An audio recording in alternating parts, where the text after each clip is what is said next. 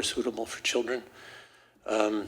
But it is aimed at to try to reach more of the teens and young adult age bracket. And it was successful. We had hoped for 150 to maybe 200 people for the first time out with it, which would be similar to what the library got in Greenville when they started doing it a few years ago. And we did, we got 200 people. So that was a really good start on that. However, we know it was really kind of dicey on the weather. It was horrible for a couple of days before the event. The day of the event was beautiful, and then it turned ugly again after that. So next year, we've already decided that it will be in the beginning of May, before you get to the end of the school year, but safely after Easter and more dependable weather. I mean, you could always have a tornado, it's Texas, but it should be a better time of the year to actually stage that. But we really wanted to make sure that we got it in because we're the first to do this in our area. And we wanted to make sure that we would be the first, that we didn't get beat to the punch by somebody else down the road. Yep. So we're looking forward to doing that one again. We had, let's see, that was the 8th. We just had the Dr. Seuss birthday last Saturday, and we had 141 people for that. So that's been growing in popularity, and this was the first time that we actually closed the library and had it as a separate special event. And that way we could kind of spread out and make use of the whole place and not worry about all the kids disrupting, other people. And so it kind of leads me to my point about when I came a few years ago, the library had been doing special events really just during the summer. We would do a series of special events for the summer reading club. And one of the things that we've been aiming to do is to try to spread that out around the year and have special events throughout the year, spaced a few weeks apart, a couple months apart, interspersed with our regular programming and more focused events. Like Brian came and did a history presentation. I was on vacation, I'm sorry. I missed that. He did one on the role of women in Denison's history, which has been an often overlooked chapter, I think. It was actually the generosity of one of those women that helped get a Denison library going. So we had a train book author, Steve Goen, who came and did a book talk on his train. We have started, we have 2 book clubs going. We have the Eisenhower Book Club is continuing. And then we had started our Downtown Murder Mystery Club that meets off-site. Instead of at the library, we meet at local restaurants. And that's been very successful. Successful enough that we're thinking that we may need to start a second fiction club, adult books as another book club. So, we continue to do lunch and learns with TMC, where they come and do health topics once a month. And just a whole variety of different topics that are kind of good for general public health information. So that's kind of our strategy right now on programming, is that we have a huge amount that we do with Read to Win and with our pre-K programming inside the library. And we continue to hit new record numbers every year with that. I'm working on the state annual report right now. I think we had like 41,000 and something attendance total on our children's programming.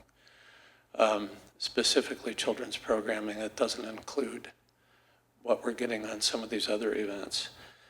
So through the year then, kind of the way it looks right now is we would have Dr. Seuss at about this time of the year. Then Easter, shifts around, but we always do Easter egg hunt and bunnies and baby goats kind of thing, which is very popular. And then we would do LitCon, and then the summer reading club, and we already have four different performers booked, excuse me, for the summer reading club already for this summer. And then we have our big Monster Trail event in the fall, and then roll into the Christmas programs. In other news, we were without heat in the old part of the library from before Christmas until the end of February. They finally got it fixed. It was chilly back there. And that was expensive. But that's fixed now, and our destroyed story walk is being restored thanks to a joint project between Parks and Rec and the high school. They're going to install more durable metal kiosks with metal posts set in concrete. And as a guy in Colorado told me when I was admiring the one at their library, he said, well, they can always still spray paint it. So we'll have to figure out a way to be one step ahead on artists. Let's see. The story walk. And I'm working on the state annual report, and Todd knows this, that when I get it done, he has to sign it, and then Bobby Atterbury has to sign it before it gets sent in. But I can say that this 31-page report that I do every year is almost done, and the numbers look good. I don't think we'll have any problem getting reaccredited again for another year with the state. Last but not least, we just found out today that we won the Texas Municipal League's Libraries Excellence Award for the 11th year in a row. So we're happy about that, and we want to gloat. Because unlike another place down the road from us, they haven't won that 11 years in a row. But we have. So that's kind of it. Before we meet again, the annual report will be filed with the state. We're in the budget process with the city, so I'll be going in and making a sales pitch for money. And let's see, March, April, May, June. We'll be ready for summer reading by the time we meet again. Actually, we'll probably be in summer reading. I think we're going to kick it off on June 7th, if I remember right. So in between, we'll have Easter bunnies and things like that. So does anybody have any questions? As far as PR for all the events, are we still Facebook and we put those events on the city website as well? Excuse me, we've been getting into the slides and put into the city newsletter, and Haley puts out our Patron Point newsletter, which is targeted to people with library accounts where we have the email addresses. And we get nice stats back on that. I could ask Haley about how much. We can tell when it's been clicked on and read. So it's pretty good for a mass email to have. So we have, 2,000 and some addresses. Oh yeah, like 900 to 1,000 people are reading. Yeah. So that's good coverage on that. And the city has hired a videographer and photographer who have come to the library for some of our special events.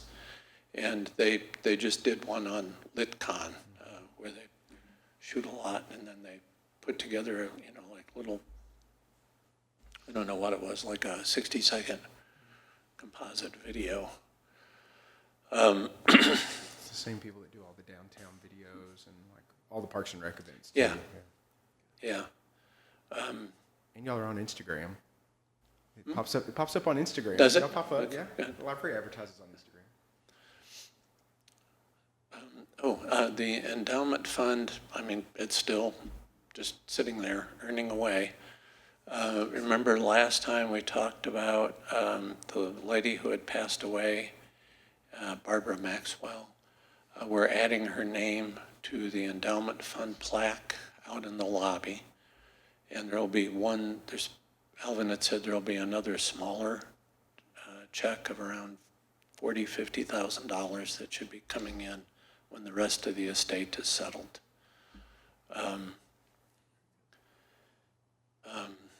Alvin had also made a comment to me when we were discussing that. You know, we went through last year moving the endowment from one bank to the other. And he had made the comment about, you know, really you could just go to a financial advisor about once a year, pay him a couple $100 and get him to run a report, tell you how to put the money in, and just manage it yourself.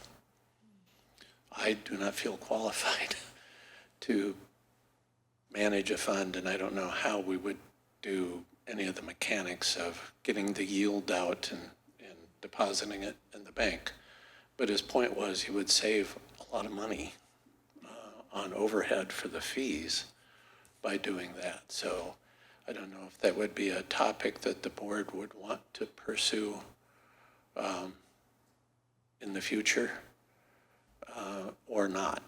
It would take a little bit of learning to figure out how to do it and how you could do it consistently with people going on and off the board and in and out of my office. But anyway, it was something that he pointed out. So the endowment, the corpus on that, of course, now is going to, well, with the latest infusion, will be a pretty close to $1 million. So that's nice. But that's everything that I can think of.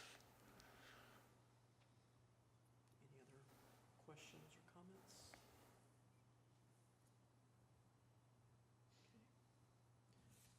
Okay.